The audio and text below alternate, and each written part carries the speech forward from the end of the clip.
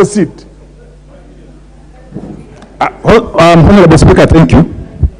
Let me start, perhaps, by reminding ourselves. You know, in this country, Mr. Speaker, there are people who perhaps have not yet internalized the import of our very progressive 2010 Constitution. And therefore, they are perhaps living in the past.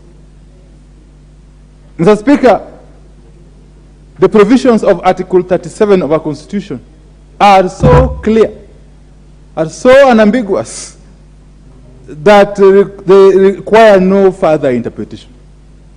Even a lay person would tell you that that article of the Constitution gives Kenyans unfettered rights to go about their business of demonstrating, picketing, and expressing themselves in whichever they want, whichever way they want. Mr. Speaker, therefore, any other statute law or edict by whomsoever, including the police service, that purports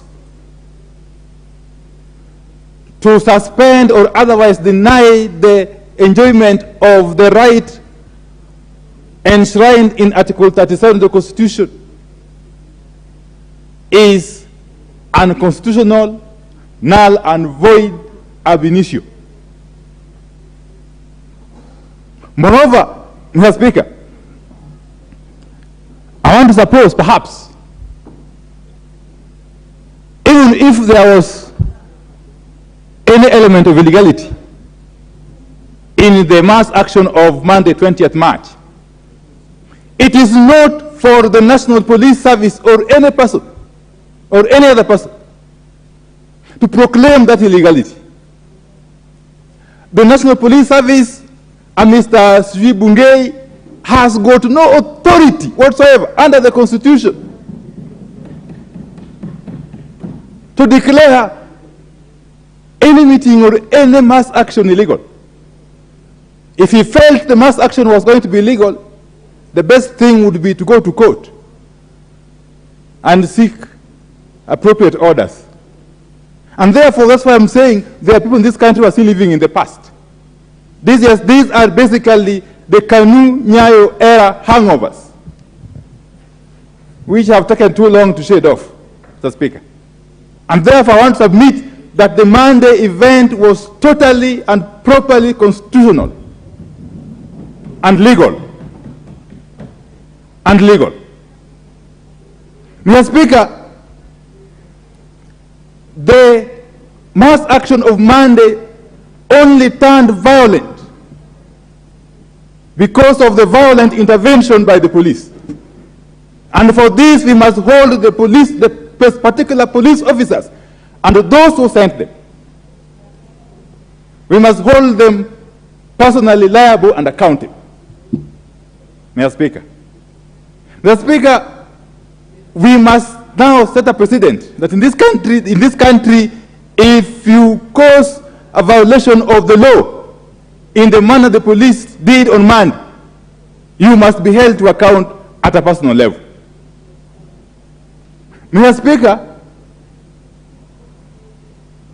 we have said, and that I'm now talking on behalf of the Azimio la Umoja Coalition Party, we have said time and again, and we did give notice, a notice of 14 days for such specific conditions, 3 specific conditions to be met. At the expiry of that notice, there was no response. And therefore, we commenced the mass action. Mr. Speaker, one of the conditions, Mr. Speaker, those conditions are: 1, open the server. If you insist you want, open the server, or cause it to be opened for Kenyans to see for themselves.